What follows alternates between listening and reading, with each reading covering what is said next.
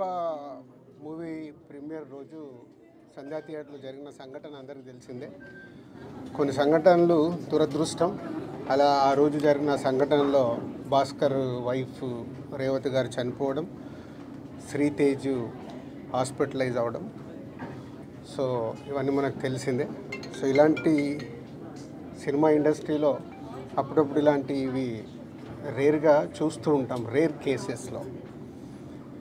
పోతే ఈ మధ్య నన్ను సీఎం గారు ఎఫ్డీసీ చైర్మన్గా నియమించినప్పుడు సో ఇండస్ట్రీకి అండ్ ఇటు ప్రభుత్వానికి మధ్యలో బ్రిడ్జ్ లాగా ఉండటానికి నాకు ఇండస్ట్రీలో ఉన్న ఒక ఇంపార్టెంట్ పర్సన్గా, అలాగే ప్రభుత్వం నుంచి కూడా ఎఫ్డీసీ చైర్మన్ ఇంపార్టెంట్ పర్సన్గా బ్రిడ్జ్ లాగా ఉండాలని నియమించారు. పోతే నేను ఎమర్జెన్సీగా యుఎస్లో ఈవెంట్ ఉండడం వల్ల యుఎస్ వెళ్ళడం, నేను నిన్న నైటే ఇక్కడికి వచ్చాను.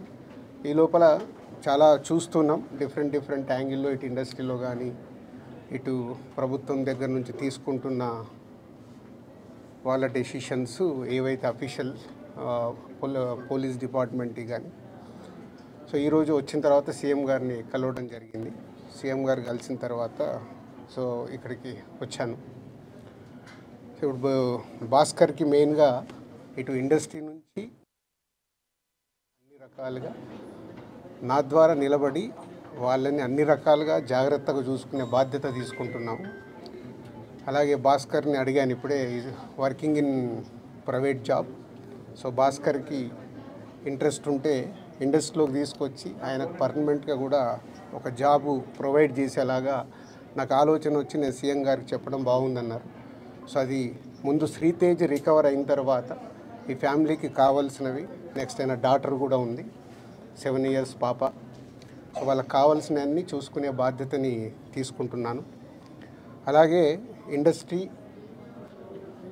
గవర్నమెంట్, ఈరోజు అందరూ గవర్నమెంట్ ఏదో ఇండస్ట్రీని దూరం చేస్తుంది, ఇలాంటి రకరకాల న్యూస్లు చూస్తున్నాం. సీఎం గారు ఒకటే చెప్పారు, ఇండస్ట్రీకి కావాల్సినవన్నీ ఎఫ్డీసీ ద్వారా ఏమున్నా ఇండస్ట్రీ కోసం గవర్నమెంట్ అన్ని రకాలుగా నిలబడుతుంది. అలాగే నేను వచ్చిన తర్వాత ఇండస్ట్రీలో కూడా చాలామందితో మార్నింగ్ నుంచి మాట్లాడుతూ ఉన్నాను. సో సీఎం గారు అపాయింట్మెంటు రేపు కానీ ఎల్లుండి కానీ ఇస్తాను. అందరం వెళ్ళి సీఎం గారిని కలిసి అన్ని రకాలుగా రెండుటి మధ్యలో, ఇండస్ట్రీకి అటు గవర్నమెంట్కి మధ్యలో ఉంటూ బ్రిడ్జిగా ఎలాంటి సమస్యలు తలెత్తకుండా చూసుకునే రెస్పాన్సిబిలిటీని సీఎం గారు నాకు ఇచ్చారు. అటు చూస్తూ భాస్కర్ ఫ్యామిలీని కూడా చూసుకునే బాధ్యతను సో భగవంతుడి దయ వల్ల శ్రీతేజ్ తొందరగా రికవర్ అయ్యి మామూలు మనిషి అవుతాడని ఆశిస్తూ సెలవు తీసుకుంటాం. ఎట్లా ఉన్నారు శ్రీతేజ్ ఆరోగ్యం? ఎట్లా ఉంది? చాలా ఇంప్రూవ్మెంట్ ఉందని ఇప్పుడే డాక్టర్ చెప్పారు. 2 days అయిందంట వెంటిలేటర్ తీసిన తర్వాత రికవర్ అవుతున్నాడు. సో బాయ్ కాబట్టి, చిన్న ఏజ్ కాబట్టి ఫాస్ట్గా రికవర్ అయ్యే ఛాన్స్ ఉంది. గాడ్ గ్రేస్, వెంటిలేటర్ తీసిన తర్వాత కూడా రికవరీ కనిపిస్తుంది కాబట్టి డెఫినెట్గా తొందరలోనే కోలుకుంటారు. ఈ ఎపిసోడ్కి ఇంకా తెరబడట్లేనా సార్ మీరు వచ్చినందుకు? చూద్దాం. అంటే ఎపిసోడ్ జరుగుతుంది, దేనికి ఎలా మలుపులు తిరుగుతుందో మన అందరికి తెలుసు. అన్ని 2 రకాలుగా ఇటు ఇండస్ట్రీలో జరుగుతుంది కానీ అటు గవర్నమెంట్ సైడ్ కానీ రెస్పాన్సిబిలిటీ తీసుకొని అన్నీ తొందరలోనే సమసిపోయేలాగా రూట్ వేస్తుంది. నిన్న కాంగ్రెస్ పార్టీ ఎమ్మెల్యే గాంధీ భవన్లో మాట్లాడుతూ నైజాం ఏరియాలో నేను బహిష్కరిస్తే సినిమా హీరోలు అడుక్కు తింటారని స్టేట్మెంట్ చేశారు. అవి వద్దు. నేను వచ్చింది సీఎం గారు చెప్పింది, నేను వచ్చి ఇప్పుడు కమ్యూనికేట్ చేస్తుంది. రెండుటి మధ్యలో ఎలాంటి సమస్య లేకుండా చూసుకునే రెస్పాన్సిబిలిటీ ఎఫ్డీసీ చైర్మన్గా నాది. ఉద్యోగం అన్నారు కదా, ప్రభుత్వ తరపున ఉద్యోగమా మీరు ప్రైవేట్కి ఇప్పిస్తారు? ప్రైవేట్గా. ముందు ఫిలిం ఇండస్ట్రీ నుంచి నేను చేయాల్సింది ఏంటంటే నేను నిర్ణయం తీసుకుంటున్నాను. సీఎం గారికి కూడా చెప్పాను, రేపు అక్కడి నుంచి గవర్నమెంట్ నుంచి ఏమొస్తుందని మనం చూద్దాం. సో ఒక సినిమా రిలీజ్ అయిందంటే ఖచ్చితంగా అభిమానుల దగ్గరికి వచ్చి పలకరించడం, సినిమా గురించి అభిమానులతో కలిసి చూడడం అనేది ఆనవాయితీగా వస్తుంది.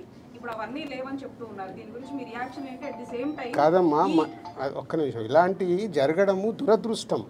ఎన్నో సినిమాలు రిలీజ్ అవుతాయి, మరి ఎప్పుడు జరగవు కదా. అప్పుడప్పుడు ఎవరు కావాలని చెయ్యరు, సిచ్యువేషన్ వల్ల జరిగిన ఇన్సిడెంట్ ఇది. ఎవరైనా కావాలని చేస్తారా? ఇప్పుడు వాళ్ళు కూడా ఆనందంగా కుటుంబంతో అక్కడ చూద్దామని వచ్చారు. దిల్సుఖ్ నగర్ నుంచి సంధ్యా థియేటర్కి వచ్చారు అంటే వాళ్ళకు ఒక ఆనందం పొందటానికే వస్తారు. దురదృష్టం ఇలాంటి సంఘటన జరగడం. ఇలాంటి సంఘటన చెయ్యాలని ఎవరు చేయరు, జరిగింది కాబట్టి దీనికి అన్ని రకాలుగా చూసుకొని చేయాల్సిన బాధ్యత పౌరులుగా మా పైన ఉంది, అలాగే మీడియా పైన కూడా ఉంది. మనందరికీ రెస్పాన్సిబిలిటీ ఉంది. దీన్ని మనము మీ సైడ్ నుంచి కూడా రెస్పాన్సిబిలిటీ ఏంటి, కరెక్ట్గా చూపించిందే 10 సార్లు చూపించి 10 సార్లు వేసి జనాలకు కాకుండా జాగ్రత్త. ఇప్పుడు నేను మాట్లాడాను, దీంట్లో ఉన్న మంచిది జనాల దగ్గరకు తీసుకెళ్ళి సొసైటీకి ఉపయోగపడేలాగా చేయాలి. ఇప్పుడు మీరు చెప్పినారు ప్రభుత్వానికి ఇండస్ట్రీకి మధ్య బ్రిడ్జ్ లాగా మీరు పనిచేయబోతున్నారని. సీఎం చెప్పిన మాటలకి అల్లు అర్జున్ కౌంటర్గా ప్రెస్ మీట్ పెట్టి అవన్నీ కమెంట్స్ చేసినారు, మీరు చూసే ఉంటారు.